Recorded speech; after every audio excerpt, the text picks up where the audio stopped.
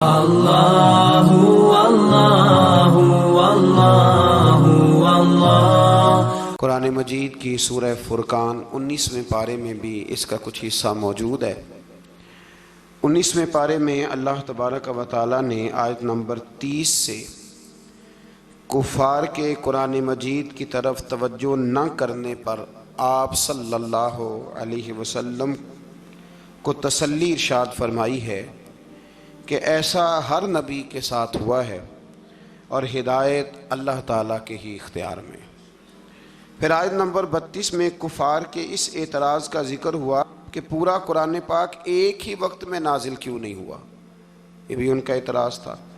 قرآن نے بتایا کہ آہستہ آہستہ تدریجاً نزول میں حکمت یہ ہے کہ وحی کے تسلسل کے ذریعے نبی کریم علیہ السلام کا اللہ تعالیٰ سے تعلق قائم رہے اور آپ کے دل کو قرار اور سکون نصیب ہوتا رہے۔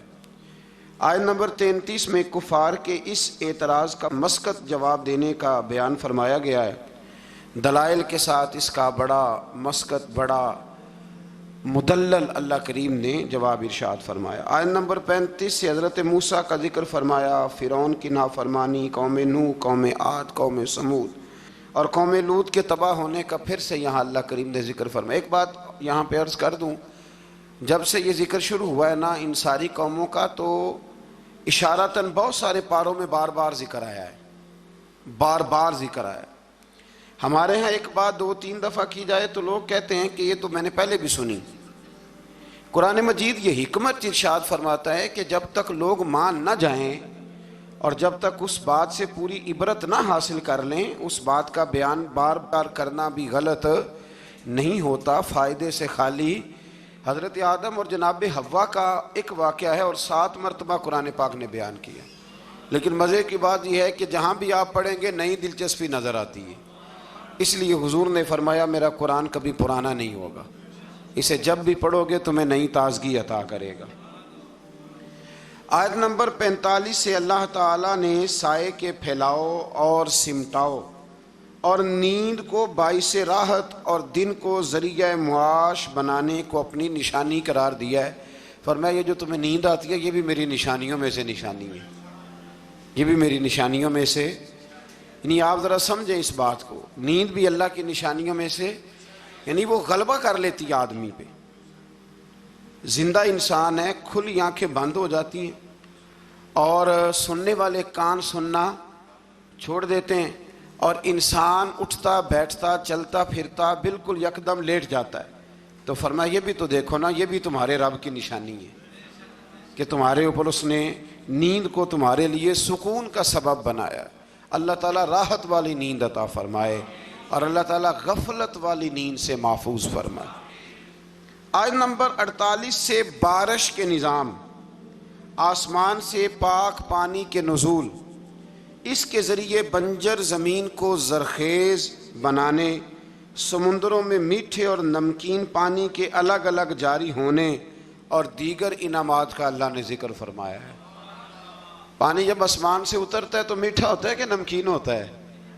اللہ کی قدرت ہے نا کہ جب وہ دریاؤں سمندروں میں جاتا ہے تو نمکین الگ ملتا ہے، میٹھا الگ ملتا ہے۔ آیت نمبر 54 میں بتایا کہ انسان کا جوہر تخلیق پانی ہے، بنیادی طور پر یہ بھی پانی سے پیدا کیا گیا۔ پھر اس کے ذریعے نسب اور سسرال کے رشتے قائم کیے گئے، یعنی سسرال کے رشتے یہ بھی اللہ تبارک و تعالیٰ نے قرآن مجید میں اس کا بھی ذکر ارشاد فرمایا۔ سورۃ الفرقان کے آخری رکوع میں آسمانوں میں برج بنانے، سورج اور چاند کی روشنی اور نظام لیل و نہار کو اللہ تعالیٰ کی قدرت کی دلیل کے طور پہ بیان کیا گیا۔ اس کے بعد اللہ تعالیٰ کے محبوب بندوں کے اعلیٰ صفات کا بیان ہے۔ وَعِبَادُ الرَّحْمَنِ الَّذِينَ يَمْشُونَ عَلَى الْأَرْضِ هَوْنًا، فرمایا رحمان کے بندے زمین پر عاجزی سے چلتے ہیں۔ وَإِذَا خَاطَبَهُمُ الْجَاهِلُونَ قَالُوا سَلَامًا، جاہل ان سے الجھنا چاہیں تو وہ الجھتے نہیں، بلکہ وہ ایک بات ذرا میرا دل ہے یہاں کہہ دوں، ایک آدمی نے نا الف با تا سا سے لے کر پورا قرآن مجید پڑھا ہے، پھر اس کے بعد اس نے اس کی کچھ نہ کچھ تجوید بھی پڑھی، پھر کچھ نہ کچھ ترجمہ بھی پڑھا، سمجھ لیں کہ 30 پاروں کا خالی ترجمہ ہی ایک بندہ پڑھ گیا ہے، اور ایک شخص اس کے سامنے آ کے بیٹھا ہے جسے سورۃ اخلاص کا ترجمہ بھی ٹھیک نہیں آتا۔ اب وہ جو پڑھا لکھا آدمی ہے وہ دلیل کیسے دے گا، اس کو سمجھائے گا کیسے؟ اس لیے کہ اس کی سوچ ہی نہیں ہے، اس کو پتہ ہی نہیں ہے۔ شیخ سعدی فرمایا کرتے تھے کہ ان پڑھ انسان کے سامنے کتاب اور اینٹ برابر ہوتی ہے، اس لیے کہ نہ وہ کتاب کو پڑھ سکتا ہے اور نہ وہ اینٹ کو، تو اس کے لیے تو برابر ہے۔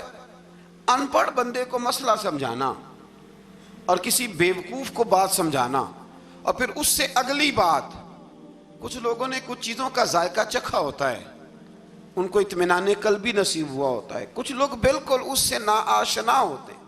اب وہ جو ناآشنا بندہ ہے نا، وہ بحث کرتا ہے، وہ کہتا ہے جی کس طرح ہو سکتا ہے، یہ مطلب ہو کیسے سکتا ہے، ممکن کیسے؟ جب تک انسان ماں باپ سے پیار نہیں کرتا تو ماں باپ کی محبت کی چاشنی کی اسے خبر نہیں ہوتی، اور جب تک اس کے بچے نہیں ہوتے محبت پدری اور ماں کی ممتا، ان دونوں چیزوں کی اسے خبر نہیں ہوتی۔ تو اس لیے اللہ کے بندوں نے پھر ان لوگوں سے بحث نہیں کی۔ بہت سارے لوگ ایسے ہیں جو کہتے ہیں کہ میں اس چیز کو سمجھوں جس کو وہ سمجھ سکتے نہیں، اس لیے کہ ایک شخص نے 8 سال لگائے، 10 سال لگائے قرآن مجید کی تفسیر سے پہلے بہت ساری امدادی کتب ہم بچوں کو پڑھاتے ہیں بہت ساری چیزیں سمجھنے کے لیے۔ تو جہلا بحث کرتے ہیں، بحث نہ کریں، اور جب آپ کو پتہ چل گیا سامنے والا جاہل ہے تو پھر اگر آپ نے بحث کی تو اس کا مطلب ہے کہ آپ بیوقوف ہیں، آپ نے یہ غلط کام کیا۔ تو اللہ کے بندے کبھی بھی جاہل آدمی سے بحث نہیں کرتے۔ اور آگے فرمایا والذین یبیتون لربہم سجدا وقیاما، فرمایا وہ راتیں اپنے رب کے لیے سجدے اور قیام میں گزارتے ہیں، اور ساری رات عبادت کرنے کے بعد بھی سویرے وہ یہ نہیں کہتے میں عبادت گزار ہوں۔ والذین یقولون ربنا اصرف عنا عذاب جہنم انا عذابہا کان غراما، سویرے اٹھ کے کہتے ہیں اے اللہ ہمیں جہنم کے عذاب سے محفوظ رکھنا، بے شک تیرا عذاب گلے میں اڑ جانے والا ہے۔ غراما، اے اللہ تیرا عذاب گلے میں اڑ جانے والا ہے، اے اللہ ہمیں اس سے نجات عطا فرما۔ یعنی وہ رات ساری عبادت کر کے بھی صبح اپنے رب سے معافی کا سوال ہی کرتے۔ اللہ اکبر۔ پھر اس سے آگے سورۃ الشعراء شروع ہوتی ہے۔ اس سورت کی آیت نمبر 224 میں شعراء کا ذکر ہے، اس لیے اس کا نام شعراء رکھا گیا ہے۔ آیت نمبر 7 میں اللہ تعالیٰ نے زمین سے مختلف قسم کے پودے کے اگانے کو اپنی قدرت کی نشانی بتایا۔ اسی صورت میں ایک بار پھر حضرت موسیٰ علیہ السلام کے فرعون کے پاس جا کے دعوت حق دینے کا ذکر فرمایا۔ یہ کئی دفعہ سن چکے ہیں نا آپ، قرآن مجید نے پھر بیان فرمایا ہے، پھر بیان فرمایا۔ یہ تکرار فائدہ مند ہوتی ہے، العلم بالتکرار۔ ہمارے جو صرف نحو کے اساتذہ ہیں وہ کہتے ہیں کہ تکرار سے علم آتا ہے، یعنی بار بار کسی بات کے بیان کرنے سے وہ بات یاد ہو جاتی۔ ایک صاحب مجھے کہنے لگے کہ فلانے علامہ صاحب کی تقریریں مجھے یاد ہو گئی ہیں ساری، میں کہا چل 2-3 سنا وچوں، لیکن سنا سکتے۔ تکرار فائدہ مند ہوتی ہے، اگر کام کی چیز کی تکرار ہو تو اس کو بار بار سمجھنا چاہیے۔ تو فرعون کی طرف حضرت موسیٰ علیہ السلام کے بھیجنے کا یہاں اللہ نے ذکر فرمایا۔ بشری تقاضے کے تحت موسیٰ علیہ السلام کے خدشات کا ذکر ہے۔ فرعون کی طرف سے موسیٰ کی تربیت کے احسان جتانے کا بھی ذکر ہے۔ پیچھے آپ پڑھ رہے ہیں نا کہ حضرت موسیٰ اسی کے گھر میں پلے تھے، تو وہ کہے گا کہ میں نے پالا ہے تو آپ مجھے تبلیغ کرنے آ گئے۔ فرعون نے دعوت توحید کے جواب میں کہا کہ رب العالمین کون ہے؟ انہوں نے فرمایا وہ آسمانوں اور زمینوں، مشارق اور مغارب اور تمہارا اور تمہارے آباء و اجداد کا رب ہے۔ اس مقام پر بھی ایک بار پھر جادوگروں کے مقابلے میں موسیٰ علیہ السلام کے معجزات، خاص طور پر وہ جو آپ کا عصا اژدہا بن گیا تھا نا اور پھر وہ غالب آ گیا تھا، اس کے آنے کا پھر ایک دفعہ اللہ نے ذکر فرمایا۔ پھر جادوگروں کے ایمان لانے اور فرعون کی طرف سے قید میں ڈالنے، ہاتھ پاؤں کو مخالف سمت میں کاٹنے اور سولی پر چڑھانے کی دھمکی کا بھی ذکر ہے۔ پھر اس بات کا بیان ہے کہ موسیٰ علیہ السلام بنی اسرائیل کو لے کر گئے، سامنے سمندر تھا، پیچھے فرعون تھا اور اس کے پیروکاروں کا تعاقب بھی تھا۔ اللہ کے حکم سے موسیٰ علیہ السلام کی لاٹھی کی ضرب سے سمندر بھی پھٹ گیا۔ بنی اسرائیل کے راستہ بنا، وہ سلامتی کے ساتھ سمندر پار چلے گئے، فرعون اپنے لاؤ لشکر سمیت سمندر میں غرق ہو گیا۔ یا مفسرین نے ایک اور بات چھیڑی ہے، حضرت موسیٰ علیہ السلام ڈنڈا پھینکتے ہیں، وہ اژدہا بن جاتا ہے، اور سارے جو ان کے بڑے بڑے سام تھے جادوگروں کے وہ کھا جاتا ہے۔ حضرت موسیٰ علیہ السلام ڈنڈا مارتے ہیں، پتھر سے پانی نکل آتا ہے۔ حضرت موسیٰ وہی ڈنڈا مارتے ہیں تو سمندر سے 12 رستے بن جاتے ہیں۔ تو یہ ڈنڈا فرعون کو کیوں نہیں مارا انہوں نے؟ یہ ڈنڈا فرعون کو کیوں نہیں مارا؟ یہ مفسرین نے بحث چھیڑی ہے۔ اللہ نے انہیں طاقت دی ہے نا، اور وہ جہاں جہاں چاہتے ہیں ان کا وہ عصا مبارک کام آتا ہے، تو ایک مارتے اس کو بھی کام ختم ہو جاتا۔ تو پھر سمجھ لیں کہ اللہ نبی کو جو معجزہ دیتا ہے تو حکم دیتا ہے کہ یہ آپ نے استعمال بھی میرے حکم سے ہی کرنا ہے۔ ولی کو جو کرامت دیتا ہے تو فرماتا ہے یہ استعمال بھی آپ نے میرے حکم سے کرنی ہے۔ اس لیے پیچھے آپ پڑھ رہے ہیں کہ اللہ فرماتا ہے کہ ہم کافروں کے مطالبے پہ عذاب نہیں نازل کریں گے۔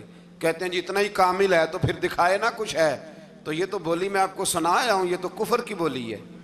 تو ابو جہل کہتا تھا پھر لائیے عذاب، لائیے ہمارے اوپر عذاب جس کی آپ بات کرتے تھے۔ تو یہ تو بولی بڑی غلط ہے کہ کوئی شے ہے تو دکھاؤ، یہ تو بات بڑی دور جاتی ہے۔ اللہ ہدایت کا نور عطا فرمائے۔ آیت نمبر 69 سے پھر ایک بار حضرت ابراہیم کا ذکر ہے۔ سبحان اللہ، کیسے پیارے نبی ہیں اللہ کے، بار بار رب کریم ان کی شانوں کا بیان فرماتا ہے۔ وہ اپنی قوم کو بتوں کی بے بسی کی جانب متوجہ کرتے تھے۔ پھر ابراہیم علیہ السلام اللہ تعالیٰ کی نعمتوں کا اعتراف کرتے ہوئے فرماتے اللہ نے مجھے پیدا کیا ہے، وہی ہدایت دینے والا ہے، وہی مجھے کھلاتا ہے، وہی پلاتا ہے، جب بیمار ہوتا ہوں تو وہی مجھے، اللہ اکبر، کئی دفعہ ایک ہی ڈاکٹر سے دوائی لیتے ہیں تو آرام آ جاتا ہے، پھر دوبارہ اسی سے لیتے ہیں تو آرام۔ اس کا مطلب ہے کہ حضرت ابراہیم فرماتے ہیں کہ شفا بھی میرا اللہ ہی مجھے دیتا ہے۔ پھر فرمایا وہی میری روح قبض کرے گا اور آخرت میں دوبارہ پیدا کرے گا، مجھے یقین ہے قیامت کے دن میری خطاؤں کو بھی معاف فرمائے گا۔ ابراہیم فرما رہے ہیں اللہ کے نبی، انہوں نے کون سی خطائیں کی تھی جی؟ ساری زندگی اللہ کی راہ میں جہاد کرتے گزر گئی، پھر بھی ڈر کے دعا مانگتے ہیں۔ سنگیو غافل نہ بنے، غافل، ہر وقت معافی مانگنا یہ اللہ کے بندوں کا طریقہ ہے۔ میرے رسول کریم علیہ السلام نے فرمایا میں دن میں 100 دفعہ اپنے رب سے استغفار کرتا ہوں۔ بار بار استغفار کریں، بار بار اس سے معافی مانگیں، وہ معافی مانگنے والے سے بڑا ہی راضی ہوتا ہے۔ اللہ توفیق عطا فرمائے۔ یہ انبیاء کا ہمارے لیے تعلیم ہے، یہ تعلیم امت ہے، ورنہ انہوں نے کون سی خطائیں کی؟ اللہ اکبر۔ پھر فرمایا وہ دعا کرتے ہیں کہ اے میرے پروردگار تو مجھے صحیح فیصلہ کرنے کی قوت عطا فرما اور مجھے نیک بندوں کے ساتھ ملا دے۔ پڑھنا ذرا گھر جا کے سورہ شعراء، آپ کو سمجھ آئے گی۔ اللہ کے نبی دعائیں مانگتا ہے یا اللہ ہمیں نیکوں کی سنگت عطا فرما۔ ہمارے زمانے میں ضرورت ہی کوئی نہیں نیکوں کی، اور پھر سنگت، پھر ان کے ساتھ رہنا، پاس بیٹھنا، اس کی ضرورت ہی کوئی نہیں۔ سارے خود ہی بڑے بڑے پیر کامل ہیں، بلکہ اب تو بہت سارے لوگ کہتے ہیں پیر صاحب کو بھیجو تھوڑی دیر میرے پاس بیٹھے میں کو سبق پڑھاؤں۔ معاذ اللہ تعالیٰ۔ اے اللہ بعد میں آنے والے لوگوں میں میرا ذکر خیر سچائی کے ساتھ جاری فرما، مجھے جنت کی نعمتوں کا وارث بنا اور مجھے قیامت کے دن رسوا نہ فرمانا۔ یہ پتہ کیا ہے؟ یہ نا بندے کا اللہ سے رشتہ ہے، یہ رشتہ ہے۔ بندہ جب اس کی نعمتوں کو سوچتا ہے اور پھر اپنے روزمرہ کی عبادت کو، نیکی کو سوچتا ہے، تو پھر کہتا ہے اللہ تو نے بڑا دیا ہے، مجھے رسوا نہ کر دینا۔ یہ کئی دفعہ خفیہ تدبیر بھی ہوتی ہے نا، ہاں یہ کئی دفعہ بہت شانیں جب مل جاتی ہیں تو خفیہ تدبیر بھی ہوتی ہے، خفیہ تدبیر بھی ہوتی ہے۔ ایک درویش کہا کرتے تھے کہ جب اللہ تعالیٰ تمہیں دنیا میں بہت سارا اجر دے دے نا، نیکیاں دے دے، پیار کرنے والے دے دے، دولت دے دے، تو پھر بھی اللہ سے ڈرا کرو کہیں ایسا تو نہیں کہ وہ ساری نیکیوں کا اجر دنیا میں دینا چاہتا ہے اور آخرت میں تمہارا حصہ ہی کوئی نہیں، سارا کچھ یہی نہ دے دے۔ اس لیے اس کی بارگاہ ناز میں یہ بھی دعا فرمائیں کہ اللہ قیامت کی رسوائی سے محفوظ فرمائے۔ اللہم استرنا بسترک الجمیل، اللہ سونے پردوں میں سے ایک پردہ نصیب فرما۔ آیت نمبر 91 سے متقین اور سرکش لوگوں کے ساتھ ہونے والے سلوک کا ذکر فرمایا۔ ایک نے ساری زندگی تقویٰ کیا، ایک نے سرکشی کی، گھوڑوں کی طرح بھاگا، مرضی کی زندگی جیا. اللہ نے دونوں کا ذکر فرمایا اور فرمایا گمراہ لوگوں کے جہنم میں آپس میں لڑنے اور ہر طرف سے نا امید ہونے اور ان کے دنیا میں واپس جا کر ایمان لانے کی ناممکن خواہش ہے. یہاں بڑے لوگ کہتے ہیں جی اللہ چاہے اور نیکوکاروں کو جو ہے وہ معاذ اللہ دوزخ میں ڈال دے اور ہمیں اللہ چاہے تو بخش دے. جس نے اٹھتی ہوئی جوانی میں بھی اپنی نظر جھکا کے رکھی اور جیب میں لاکھوں کروڑوں ہونے کے باوجود بھی اپنے رب کی رضا والی بات کی اور تو ساری زندگی گزارے بے حیائی اور فحاشی میں اور دعوے تو عجیب کر دے. اللہ بے نیاز ضرور ہے پر بے انصاف نہیں. بے نیاز ضرور ہے پر وہ بے انصاف یہ سمجھ لیں. ہاں کسی کو یہ دعویٰ نہیں کرنا چاہیے کہ میں نیک ہوں تو جنت میرے نام الاٹ ہو گئی ہے. دعا کرنی چاہیے اور اس کی بارگاہ میں معافی چاہنی چاہیے. لیکن یہ جو گناہگار پھر دلیروں جیسی باتیں کرتے ہیں نا, اس کا تو معاملہ یہ ہے کہ ایک گناہگار اوپر سے سینہ زور, یہ ظلم ہے, یہ جبر ہے, اس سے بچیں. ہاں اگر کوئی رب کی رحمت کا بازو تھام کے بات کرے گا تو اللہ بڑا ہی کرم فرمانے والا ہے. آیت نمبر 105 سے نوح علیہ السلام کی دعوت حق کا ذکر ہے. وہ رسول امین تھے. سرکش لوگوں نے کہا ہم آپ پر کیسے ایمان لائیں, آپ کے پیروکار تو پسماندہ لوگ ہیں. یہ نوح علیہ السلام کی قوم کا ذرا انداز سن لیں. کہنے لگے پسماندہ سے غریب سے بندے آپ کے کلمہ پڑھنے والے ہیں, ہم چودھری ہو کہ آپ کو مان جائیں, یہ کیسے ہو سکتا ہے. پھر نوح علیہ السلام اللہ تعالیٰ سے اپنے اور اپنی قوم کے درمیان آخری فیصلے کی دعا مانگتے ہیں. اللہ تعالیٰ ان کو اور ان کے پیروکار مومنوں کو کشتی کے ذریعے نجات عطا فرماتا ہے اور سرکش قوم طوفان میں ڈوب جاتی. آیت نمبر 124 سے حضرت ہود علیہ السلام اور ان کی قوم عاد کا ذکر ہے. اللہ تعالیٰ نے اس قوم پر نعمتوں کی فراوانی کی, چوپایوں, اولاد اور نہری باغات کی صورت میں فرمائی. انہوں نے مضبوط مکانات اور بلند مقامات پر عشرت گاہیں تعمیر کر لیں. آج کل بھی فارم ہاؤس نہیں بن جاتے, جلدی سے فارم ہاؤس بن جاتے. بالآخر نبی کی تکذیب کی بنا پر اللہ نے اس قوم کو بھی ہلاک کر دیا. پھر آیت نمبر 141 سے حضرت صالح علیہ السلام اور ان کی قوم سمود کی نافرمانیوں کا ذکر ہے. ان پر اللہ تعالیٰ نے نعمتوں کی فراوانی فرما رکھی تھی. میٹھے چشمے, باغات, زرخیز زمین کی کثرت, پہاڑوں کو تراش کر مکان بناتے تھے. لیکن جب انہوں نے ناقۃ اللہ یعنی اللہ کی اونٹنی کی بے حرمتی کی تو ان پر عذاب نازل ہوا. تو جو ناقۃ اللہ کی بے ادبی کرے, اللہ کی اونٹنی کی, اس پر عذاب نازل ہوتا ہے. تو جو رسول اللہ کی بے ادبی کرے اور جو اولیاء اللہ کی معاذ اللہ بے ادبی کرے, اس کا کیا حال ہوگا. اللہ تعالیٰ ہدایت کا رستہ نصیب فرمائے. آیت نمبر 160 سے لوط علیہ السلام اور ان کی قوم کا ذکر ہے. اس قوم کی بدعمالیوں کا ذکر ہے کہ وہ حلال بیویوں کو چھوڑ کر غیر فطری طریقے سے اپنی جنسی خواہش پوری کرتے, گناہ کے اڈے آباد کرتے. لوط علیہ السلام کی بیوی بھی ان کے ہم خیال تھی. بالآخر اللہ تعالیٰ نے اس قوم کو بھی تباہ و برباد کیا. پھر شعیب علیہ السلام اور ان کی قوم کا ذکر ہے. یہ لوگ اصحاب الایکہ کہلاتے تھے. یہ لوگ لین دین کے وقت ناپ تول میں ڈنڈی مارتے تھے. ان کی سرکشی کا یہ عالم تھا کہ نبی سے کہتے اگر آپ سچے ہیں تو ہم پر آسمان کیوں نہیں پھٹ پڑتا. پھر اس قوم پر بھی عذاب نازل ہوا اور وہ تباہ و برباد کر دیے گئے.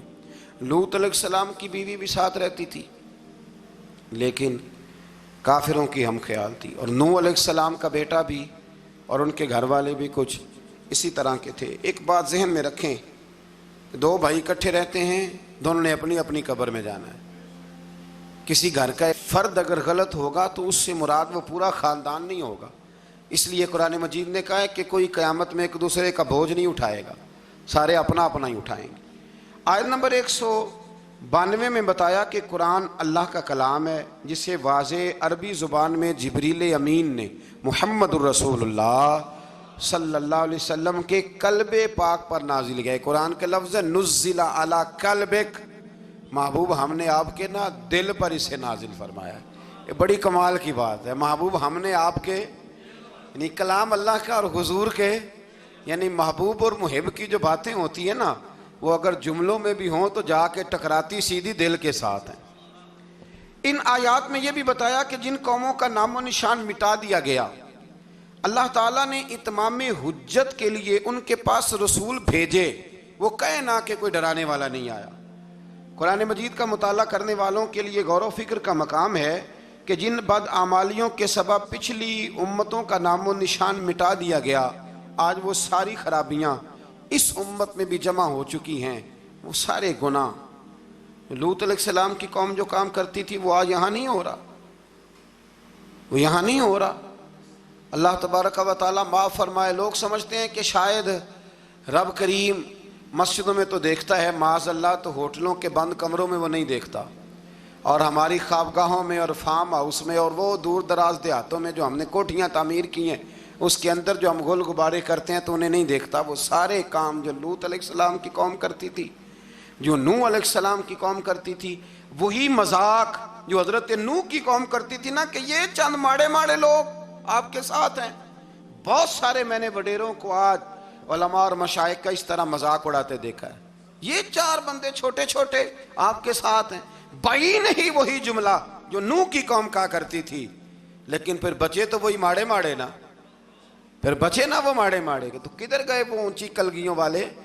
انسان جب بات کرتا ہے تو بغیر سوچے سمجھے کرتا ہے۔ لوط علیہ السلام کی قوم کی خرابیاں، پھر حضرت نوح کی قوم کی خرابیاں، پھر حضرت شعیب کی قوم اگر ناپ تول میں ڈنڈی مارتی تھی تو آج کیا کچھ نہیں ہوتا، دوائیوں تک میں ملاوٹ ہوتی ہے۔ بس ایک ہی بات ہے، چہرے اس لیے نہیں بدلتے کہ اس زمین پر گنبد خضرا موجود ہے، رسول اللہ صلی اللہ علیہ وسلم کا ساتھ موجود ہے۔ بس اللہ تعالی ہمیں رسول پاک کی نسبت کاملہ عطا فرمائے۔ آیت نمبر 218 میں فرمایا کہ اے رسول مکرم صلی اللہ علیہ وسلم، اللہ تعالیٰ عبادت کے وقت آپ کے قیام اور عبادت گزاروں کے درمیان آپ کے سجدوں کو دیکھ رہا ہوتا ہے۔ محبوب تیرے سجدے مجھے بڑے ہی پیارے ہیں، جب تو صفوں کے بیچ نمازیں پڑھتا ہے نا تو میں وہاں تجھے دیکھتا رہتا ہوں۔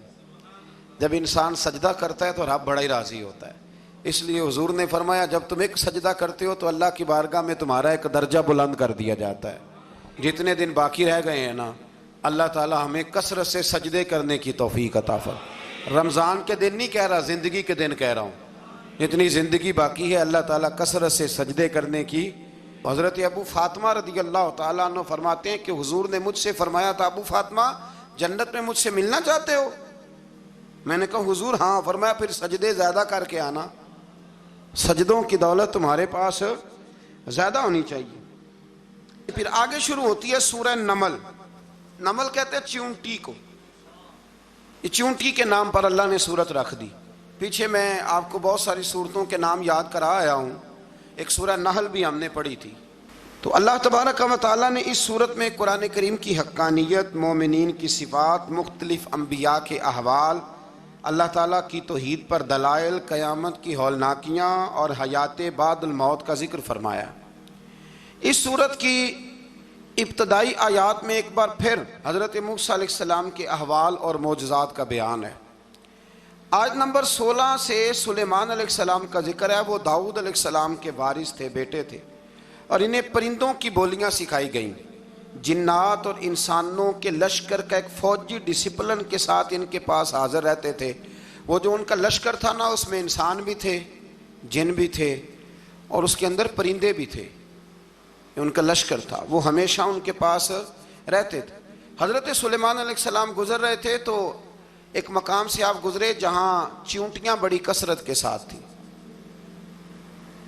تو ایک چیونٹی جو ان چیونٹیوں کی سردار تھی، ان چیونٹیوں کی بڑی تھی، اور مفسرین کرام نے یہ بھی لکھا ہے کہ وہ تھی بھی ایک آنکھ اس کی کوئی نہیں تھی، ایک ٹانگ اس کی کوئی نہیں تھی، لیکن اس حال میں بھی وہ چیونٹی جو تھی وہ چیونٹیوں کی قیادت کر رہی تھی۔ تو حضرت سیدنا سلیمان علیہ السلام کا لشکر جب وہاں سے گزرا تو وہ کہنے لگی یا ایھا النمل ادخلوا مساکنکم، کہنے لگی چیونٹیوں اپنے بلوں میں گھس جاؤ، کہیں ایسا نہ ہو کہ سلیمان علیہ السلام کا لشکر بے دہانی میں، سلیمان کا لشکر توجہ نہ کرے اور تمہیں پاؤں کے نیچے مسل دے، لہذا اس طرح کرو کہ تم اپنے اپنے بلوں میں گھس جاؤ۔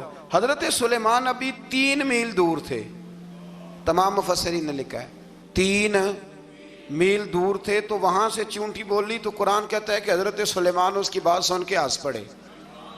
فتبسم ضاحکا، آپ اس کی بات سن کے ہنس پڑے کہ دیکھو یہ چونٹی کیا کہہ رہی ہے. ذرا غور کرنا بات پر کہ حضرت سلیمان 3 میل دور فاصلے پر چونٹی کی بات بھی سن لیتے. مولوی نے قرآن کی آیت پکی یاد کر لی، انا بشر مثلکم. کہتا ہے حضور نے کہا میں تمہاری طرح کا بشر ہوں. نبی ہماری طرح ہوتے ہیں جی. تو وہ تو 3 میل دور چونٹی کی آواز سن لیتے تھے. اس کے کان میں چونٹی رکھو بلا، اسے کہو کہ بتا بلا کیا کہتی ہے. کچھ بتائے گا پھر دوڑ لگا دے گا شاید. کان میں رکھو اس کو، کہو بتا چونٹی کیا کہتی. اور اگر یہ لفظ نہ ہوتے قرآن کے کہ جب انہوں نے سنا تو ہنس پڑے، یہ جملے نہ ہوتے تو شاید اس کو بھی نہ مانتے.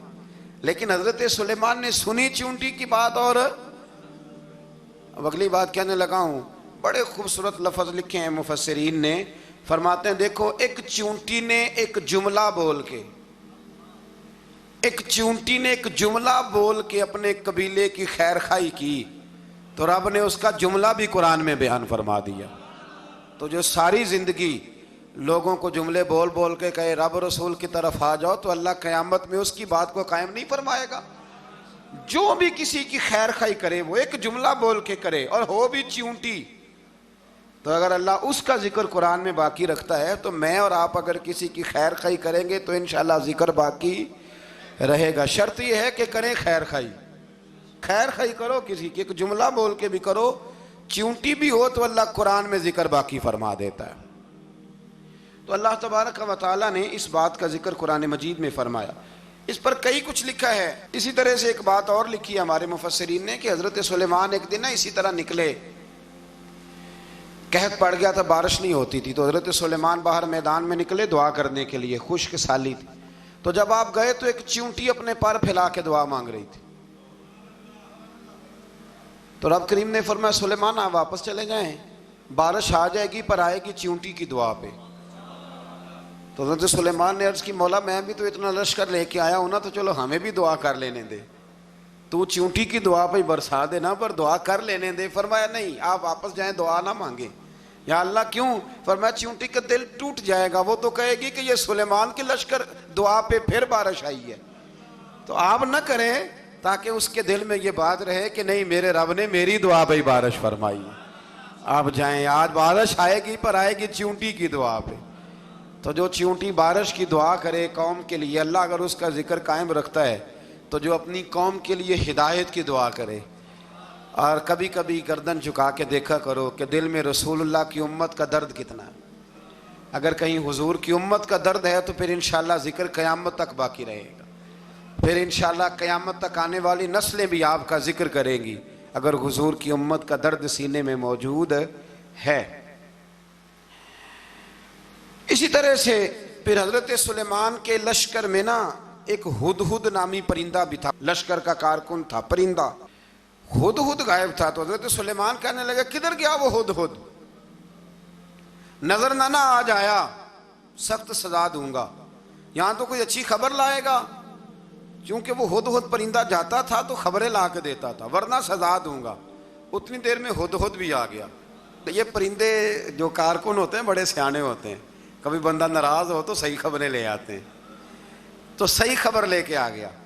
آتے ہی آ کے بیٹھا تو اس نے حضرت سلیمان علیہ السلام نے کہا کہاں تھے؟ عرض کرنے لگا حضور میں ملک سبا گیا تھا، وہاں ایک عورت حکمرانی کرتی ہے، اس کا نام بلقیس ہے، بہت بڑے تخت پہ بیٹھتی ہے، 80 گز اس کا تخت لمبا ہے، 40 گز چوڑا ہے، اور شاید 80 من کے 80 ٹن اس کا وزن ہے.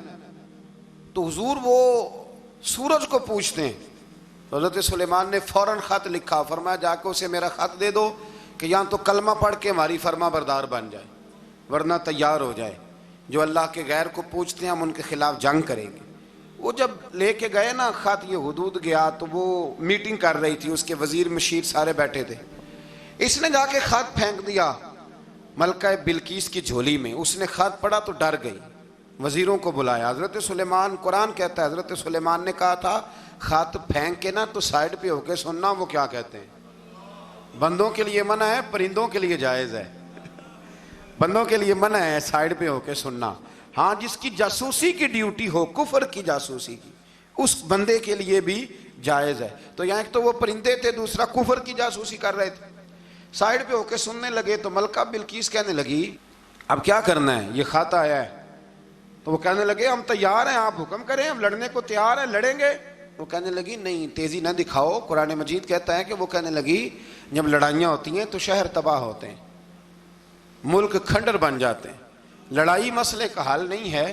انہوں نے کہا کہ میں نبی ہوں، تو ایک دفعہ آزما لیتے ہیں کہ نبی ہیں کہ نہیں، معاذ اللہ آزما لیتے ہیں۔ کہا کیسے؟ کہنے لگی تحفے تائے بیچتے ہیں، اگر مال پر دل للچا گیا تو پھر نبی نہیں بادشاہ ہے، اور اگر مال پر دل للچایا نہ تو پھر اللہ کے کامل بندے ہیں۔ یہ فرق اس نے اس وقت بیان کیا۔ اس نے 500 کنیزیں، 500 غلام، بڑے شاندار لباس پہنا کے، 500 گھوڑا بڑا تگڑا، اس کے اوپر مال و اسباب رکھ کے تیاری کرا کے حضرت سلیمان کی طرف بھیجا۔ ہدہد پہلے سے خبر لے کے آ گیا، حضور اس نے یہ پروگرام بنایا ہے۔ وہ جب آیا سارا کچھ تو حضرت سلیمان دیکھ کے جلال میں آ گئے، فرمانے لگے اسے جا کے کہہ دو تو مجھے کیا تحفے بھیجے گی، میرے رب نے مجھے مالا مال فرمایا ہوا ہے، انہیں مالا مال کیا میرے مالک نے، جا اسے جا کے کہہ تو کیا تحفے دے گی۔ جب رب دیتا ہے تو پھر کوئی کمی نہ وہ نہیں چھوڑتا۔ بندے کیا دے سکتے ہیں، بندے تو بیچارے 10 دے کے تو 10 دن ان کی آنکھیں نہیں کھلتی۔ فرمایا جو اللہ نے جو دیا ہے کیا بات ہے اس کے دینے کی۔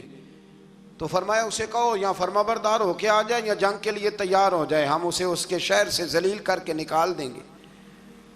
اس نے جا کے جب پیغام دیا تو اور ان لوگوں نے بھی آ کے بتایا کہ وہاں تو ہم عجیب منظر دیکھ کے آئے ہیں کہ جانور بھی ہاتھ باندھے کھڑے ہیں، وہاں تو جنات، سرکش جنات کھڑے ہیں۔ وہ بادشاہ نہیں، وہ نبی ہیں، وہ جو 500 غلام اور 500 کنیزیں گئی تھی، حوال سنایا آ کے۔ تو ملکہ بلقیس نے پھر خط لکھا کہ میں فرما بردار ہو کے آ رہی ہوں۔ معنی کیا ہے؟ میں کلمہ پڑھنے کے لیے آ رہی ہوں۔ تو حضرت سلیمان نے کہا بھئی اب اس طرح کرو، ذرا فرش بچھاؤ۔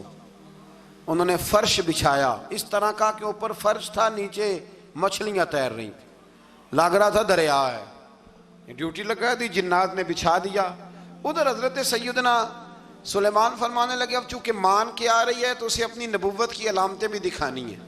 اس نے تخت بڑا شاندار بنوایا تھا، اور خواتین میں جو عادتیں خواتین والی ہوتی ہیں وہ جاتی نہیں، وہ 7 کمروں میں پیچھے اپنا تخت رکھ کے تو 7 دروازے بند کر کے آئی۔ اس زمانے میں ایک رواج تھا، وہ زلیخا نے بھی 7 دروازے مکفل کے ایک رواج تھا، ایک کمرہ، پھر کمرے کے پیچھے کمرہ، پھر اس کے پیچھے کمرہ، پھر اس کے پیچھے کمرہ، اور اس کو بڑے موٹے تالے لگائے جاتے تھے۔ اور فلسفہ یہ تھا کہ ایک تالا توڑے گا کوئی تو جب تک سپاہی آ جائیں گے، اور اگر اس کے توڑنے تک نہ آئے تو دوسرے کے توڑنے تک آ جائیں گے، اور اس کے توڑنے تک نہ آئے تو 7ویں تک تو آئے جائیں گے۔ یہ ان لوگوں کا نفسیاتی معاملہ تھا، سوچ تھی۔ 7 کمروں میں مکفل کر کے وہ نکلی تو حضرت سلیمان علیہ السلام کہنے لگے بھئی مجھے اس کا تخت چاہیے اس کے آنے سے پہلے، اس کے آنے سے۔ اس واقعے کی کیا ضرورت تھی قرآن پاک میں؟ یہ کیا حاجت تھی یہ تخت والی ساری بات قرآن نے کیوں بیان کی؟ پوچھیں آپ اپنے دل سے بھی اور انکار کرنے والے منکرین سے بھی، اس کی کیا ضرورت تھی؟ وہ جو کہتے ہیں جی ولی کی کرامت کی کیا ضرورت ہے، سیدھی نماز پڑھو، روزہ رکھو، حج کرو، زکوٰۃ دو، تو پوچھو ان سے ایک سورت نمل کے اندر اس ساری تفصیل کی کیا ضرورت تھی؟ ختم ہو گئی جب وہ کلمہ جو پڑھ رہی ہے، تو پھر اس سارے واقعے کو رب کیوں بیان فرماتا ہے؟ حضرت سیدنا سلیمان فرمانے لگے تخت چاہیے، اور چاہیے اس کے آنے سے پہلے۔ قال عفریت من الجن، جنوں میں سے ایک بہت بڑا جن بولا، کہنے لگا حضور آپ کا یہ تخت برخاست ہونے سے پہلے لے آؤں گا۔ یہ جو آپ میٹنگ کر رہے ہیں نا، یا آپ فیصلے ختم، کچھ نے لکھا صبح سے شام تک میٹنگ ہوتی ہے اور اس کو آنے میں پتہ نہیں کتنے دن لگیں گے، تو میں یہ برخاست ہونے سے پہلے، اور کچھ نے کہہ دیا آپ شرط کیوں لگاتے ہیں کہ صبح سے شام تک ہوتی؟ اس جن نے کہا دیا آپ 10 منٹ میں فارغ ہو جائیں، آپ فارغ ہوں گے تو تخت آ جائے گا۔ مفسرین نے لکھا ہے کہ جب قرآن کہتا ہے کہ اس نے کہا کہ آپ کے فارغ ہونے سے پہلے، تو اس کا مطلب ہے کہ جب آپ اٹھیں گے، یہ جگہ خالی کر دیں گے تو تخت یہاں کیویں ہزاروں میل کا فاصلہ ہے، آ جائے گا پر ہوائی جہاز پہ کارگو کرا کے، جی ڈی ایچ ایل کے ذریعے کیسے آئے گا؟ وہ آئے گا تو بس آئے گا تو حضرت سلیمان کی تو بادشاہت تھی نا زمانے پہ، فرمانے لگے نہیں نہیں تو لیٹ ہے، تو لیٹ ہے، تو ہمیں جانتا ہی نہیں، ایٹ سٹ تے پکھڑا کوار گندل، اسی اور بھی بوٹیاں جاننے ہاں، یہ تو لیٹ ہے، ابھی ہماری طاقت اس سے زیادہ ہے۔ بڑی کمال بات لکھی ہے لکھنے والوں نے، ایک مفسر نے لکھا ہے کہ ابھی حضرت سلیمان نے غلاموں سے منگوایا ہے، اپنی بات کوئی نہیں کی، یہ حال ہے ان کے غلاموں کا، تو سردار کا عالم کیا ہوگا؟ حضرت سلیمان کہنے لگے بھی جلدی جائیے، قال الذی عنده علم من الکتاب انا آتیک بہ قبل ان یرتد الیک طرفک، تو اٹھا ان میں سے وہ جس کے پاس کتاب میں سے علم تھا، ساری کتاب کا بھی نہیں، علم من الکتاب، کتاب، وہ اٹھے جن کے پاس کتاب میں سے علم تھا، تو وہ اٹھ کے کہنے لگے حضور میں لے آؤں گا، کب؟ آپ کے آنکھ جھپکنے سے، آنکھ جھپکنے سے، بندہ تھا جن تھا، جن کی تو بات مانی نہیں انہوں نے، کیا کہا؟ آنکھ جھپکنے سے، میں آنکھ جھپکنے سے پہلے لے آؤں گا، تو حضرت سلیمان کہنے لگے تو ٹھیک ہے چل لا، پھر لا، پھر آنکھ جھپکنے سے، بڑے ہی نادان نہیں، پھر غصہ نہیں آتا ان پہ، پھر غصہ نہیں آتا، میرے شیخ کامل مرشد اکمل شیخ بحر و بار حضور غوث پاک جیلانی، حضرت غوث اعظم یوں کر کے شاگردوں کو مریدوں کو سبق پڑھا رہے تھے، پڑھاتے پڑھاتے ہاتھ آگے کیا، اور جب ہاتھ واپس آیا تو بھیگ گیا تھا سارا، تو شاگرد کہنے لگے حضور یہ کیا ہے؟ فرمایا تمہیں نہیں سمجھ آئے گی، چھوڑو تمہارے والی بات نہیں، خاصاں دی گل آما آگے نہیں مناسب کرنی، رہنے دو تم۔ کچھ وقت گزرا تو کچھ لوگ آ گئے، ابھی کلاس ختم نہیں ہوئی تھی، کپڑے بھیگے ہوئے ہو، وہ شاگرد پہلے ہی منتظر تھے، کہا تمہیں کیا ہوا؟ کہنے لگے دریا میں جا رہے تھے، اچانک ہچکولیں آنے لگے، تو ہم نے کوئی کسی بے عمل کا بازو تو نہیں نہ تھاما، ہم غوث اعظم کے ماننے والے ہیں، تو دریا میں کہا یا شیخ عبد القادر جیلانی شیئا للہ، اللہ کے راستے میں مدد کرو، تو کہنے لگے بس ایک ہاتھ ہی آیا ہے، اور یوں کشتی کھینچ کے باہر نکالی ہے، تو اب وہ شاگرد سارے چپ کر گئے، کہنے لگے جواب کیوں نہیں دیتے؟ انہوں نے کہا تم نے ہاتھ دیکھا ہے پہنچتا ہوا، اور ہم نے ہاتھ دیکھا ہے یہاں سے جاتا ہوا، تم نے پہنچتا ہوا دیکھا ہے، تو ہم نے حضرت بہاؤالحق نقشبند بخاری، ان کی ایک مریدنی تھی، اوپر چبارے پہ کسی نے اس کی عزت پہ ہاتھ ڈالا، چبارے پہ اوپر والی منزل پہ، اس مریدنی نے اپنی عزت بچانے کے لیے چھلانگ لگا دی، جب وہ نیچے گر رہی تھی تو حضرت بہاؤالحق نقشبند بخاری پہنچ گئے، نیچے کوئی ایسا بندوبست کر دیا، کوئی چارپائی بچھا دی، کوئی ایسا جس پہ وہ آ کے آرام سے گری اور بچ گئی، حضرت صاحب کی طرف دیکھ کے کہنے لگی حضور آپ کب آئے؟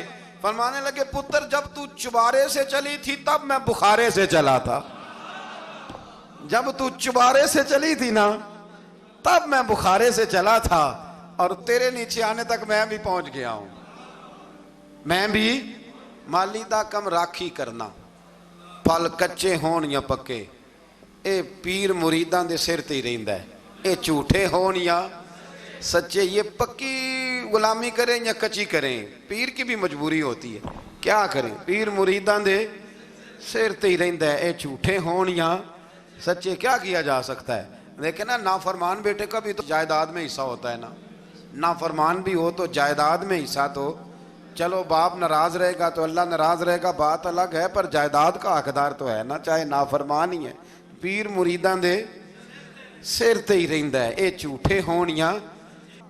پھر وہ تخت آ گیا تو حضرت سلیمان سے پوچھا یہ کیا ہے؟ قال ھذا من فضل ربی، فرمانے لگے کچھ بھی نہیں، حضرت سلیمان کہنے لگے یہ میرے رب کا فضل ہے۔ شاید سب مفسرین نے بڑی بڑی باتیں کی ہوں، پر یہاں ایک قاضی ثناء اللہ پانی پتی رحمۃ اللہ علیہ کا فقرہ میں پڑھ رہا تھا، بڑا مزہ آ رہا تھا، قاضی صاحب فرمانے لگے اس آیت پہ قاضی صاحب کہتے ہیں جن پر نرا فضل تھا، ھذا من فضل ربی، نرا فضل، فرمایا ان کی تو اتنی طاقت ہے کہ وہ ہزاروں میل دور سے 80 گز لمبا 80 گز چوڑا تخت آنکھ جھپکنے سے پہلے لے آتے ہیں، اور جن کے بارے میں اللہ فرماتے ہیں وَبَشِّرِ الْمُؤْمِنِينَ بِأَنَّ لَهُم مِّنَ اللَّهِ فَضْلًا كَبِيرًا، فرمایا محبوب اپنے غلاموں کو خوشخبری دے دیں، باقیوں پہ نرا فضل تھا، ان پر تو فضل کبیر ہے، ان پر تو بڑا ہی فضل ہے اللہ کا۔ تو فرمایا جن پر فضل کبیر ہو، ایک نہیں، اس پر میں بڑے دلائل دے سکتا ہوں، کرامات اولیاء پر میں بڑے ہی دلائل دے سکتا ہوں، بڑے۔ غوث اعظم رضی اللہ تعالیٰ عنہ کے پاس بادشاہ آیا تو کہنے لگا پیر تب مانوں گا جب سیب کھلائیں گے، سیب کا موسم ہی نہیں تھا۔ تو حضرت صاحب آتے ہی اسے کہنے لگے اب تو میری ولایت کو سیبوں پہ تو نہ تول، اب سیب کھلائے تو ولی یا نہ کھلائے تو ولی کوئی نہیں، یہ تو اب میری ولایت کو سیبوں پہ تو نہ تول۔ تو حضرت صاحب نے یوں ہاتھ اٹھایا تو اللہ نے 2 سیب عطا فرمائے۔ تو وہاں جملہ ہے حضور غوث اعظم کا، فرمانے لگے اگر اللہ حضرت مریم سلام اللہ جو بنی اسرائیل کی ولیہ ہیں، ولی ہے نا، وہ نبی تو نہیں نا، عورت نبی نہیں ہو سکتی، فرمایا اگر اللہ انہیں بغیر موسم کے پھل دے سکتا ہے میں تو محمد عربی کا نوکر ہوں۔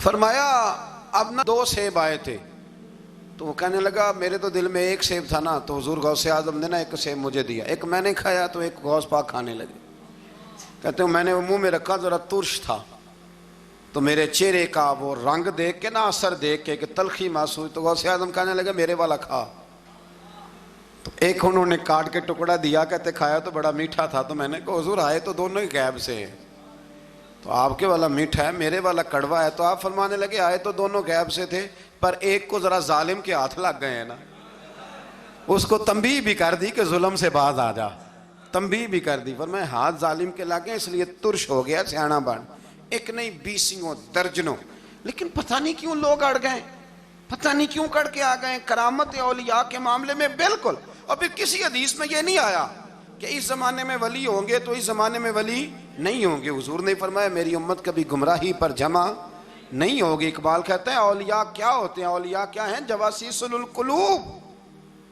اقبال کہتا ہے ولی کا بہت بڑا ولی تم نے دیکھنا ہو تو اسے دیکھو جو تیرے دل کا جاسوس ہے۔ چلو یہ مشکل بات ہے میں نہیں چھیڑتا، لیکن جو تیرے وہ جاسوسی کرتا ہے، پر کرتا ہے تیرے دل کی، وہ تیرے دل کا جاسوس ہوتا ہے ولی۔ اور اس پر حضور کی حدیث ہے، فرمایا اس کی فراست قلبی سے ڈر، یہ اللہ کے نور سے دیکھتا ہے، ڈر اس کی فراست قلبی سے، اللہ توفیق عطا فرمائے۔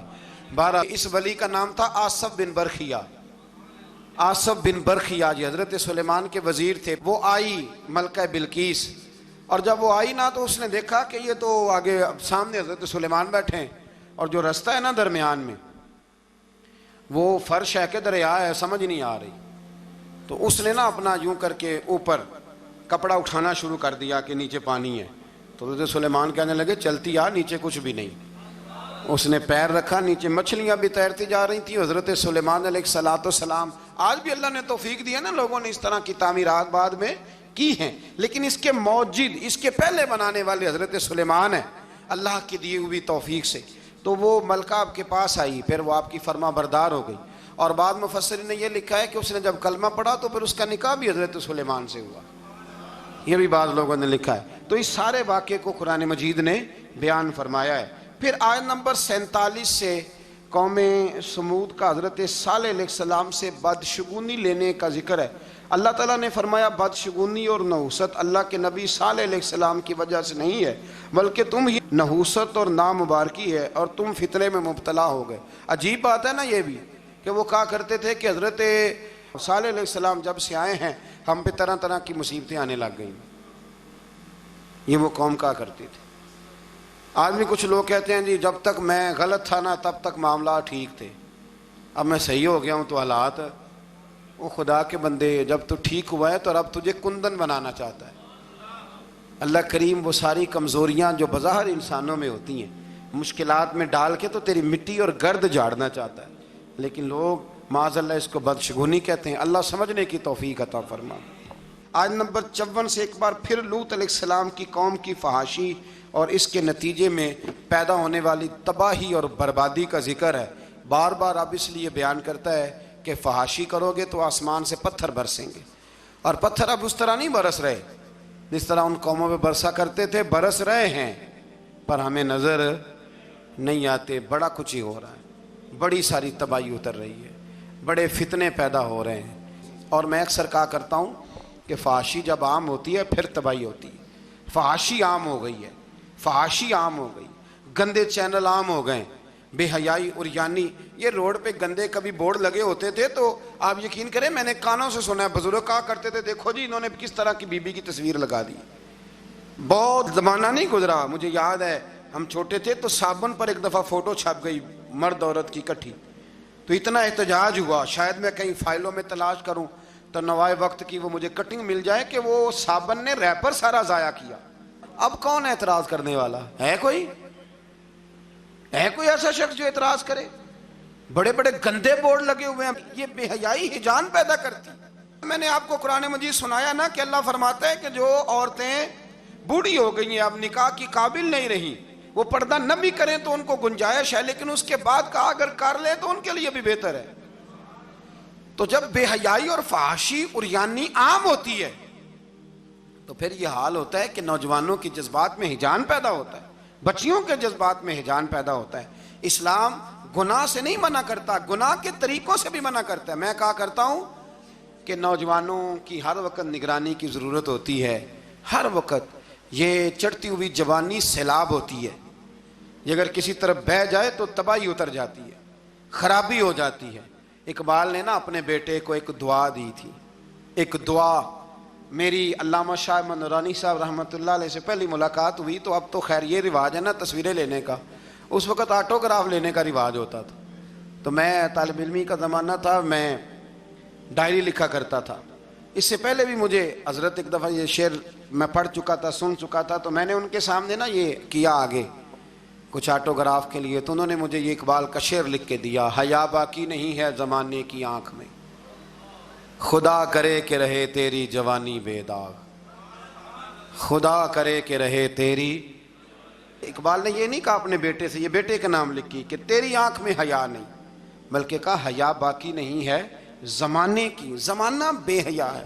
تو دعا ہے کہ ہمارے بچوں کی جوانیاں، اور ایک دفعہ دھبا لگ جاتا ہے نا جب، تو پھر شیطان ایک دفعہ رستہ دکھاتا ہے تو پھر مائل کرتا ہے، اور پھر جو دوسری تباہی ہے شادیوں کے لیٹ ہونے کی، وہ اس سے بڑی قباحت ہے۔ کل بھی میں نے کہا تھا، آج پھر کہتا ہوں، خدا را اس پر نظر ثانی کرے۔ شریعت ہمیں بڑی آسان دی ہے، نہ سونا ٹھنڈا میٹھا اور پیارا دین اللہ نے ہمیں دیا ہے، جو اگر ہم عمل کریں تو کتنا ہمارے لیے آسان ہے۔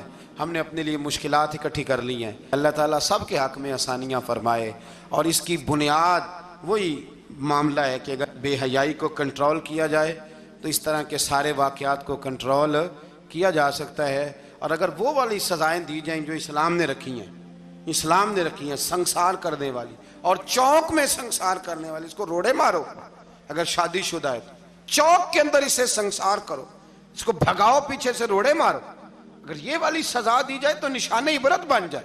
لیکن ہمارا قانون ہے نا، کہتے ہیں جی گنجائش نہیں اس میں، بھئی اللہ رسول کا نظام عمل کرنے کے لیے گنجائش نہیں۔ اللہ تبارک و تعالی ہمیں سمجھنے کی توفیق عطا فرمائے۔